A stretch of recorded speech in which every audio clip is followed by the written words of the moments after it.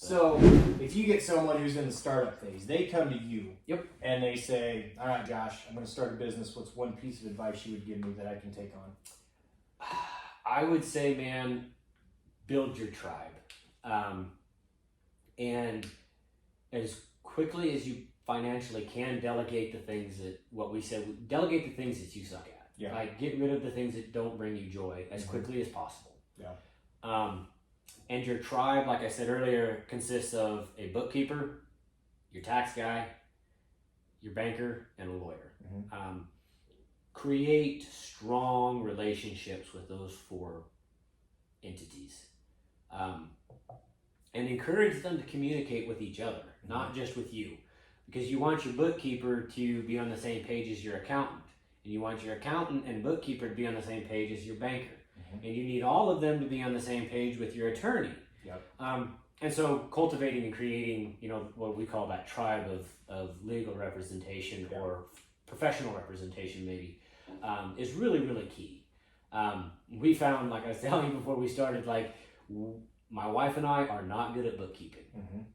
And so when we got to tax time the first couple of years, it was like a shoebox with receipts and pieces of paper and scribbles, and it's like, okay, Mr. Accountant, good luck, friend. I hope you can figure that out. And that's not their job, really. No, it's not. God bless our accountant. He took good care of us.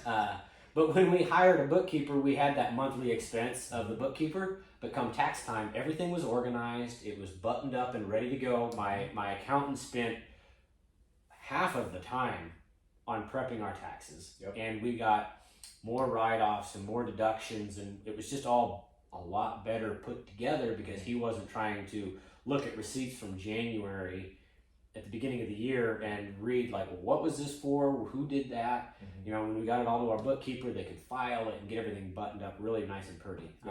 And so at tax time, our bookkeeper paid for themselves at tax time because everything was just right there. Absolutely. And yeah, people don't think, like, as small business owners, I'm small time, I don't need legal representation. I just need to, like, maybe know an attorney. But we had an incident with Normal right after we opened the lab. So it would have been the first part of, it would have been like January, February of 21. What had happened was a scammer took the Normal Roasting Company name and would charge people's credit cards.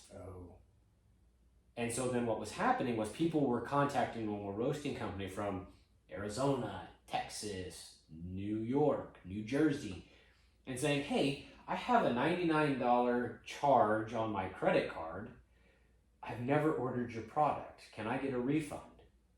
And I'm like, where are you from? And who are you? And they were like, no kidding. Like, I'm reviewing my statement here, and I have a charge from, and it was like Normal Roasting subscribed box is what they called it, and it was for $99, and it was just under the threshold of getting flagged.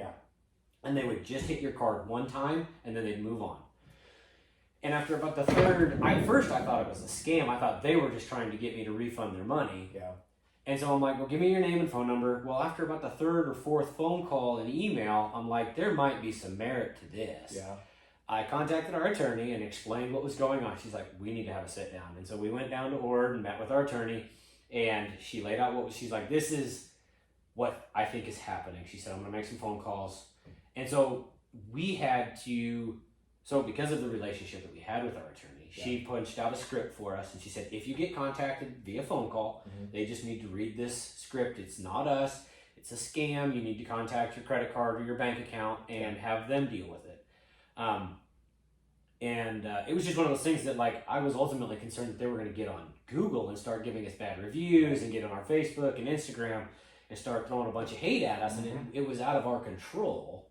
And so having that relationship with our attorney made that very quick and easy to get that taken care of. Within 2 days we had a script, and we were kind of getting out in front of it. But yeah, getting your tribe put together is really important, and having that structure in place. Peace of mind costs a lot of money, but it's worth it. It ultimately, at the end of the day, it does. It's one of those upfront costs. Like, it does suck, and it's expensive today, but it's one of those things, like, if it ever happens and you ever need somebody, like, they're there to help you out when you need Absolutely. it. So, Yeah. but yeah.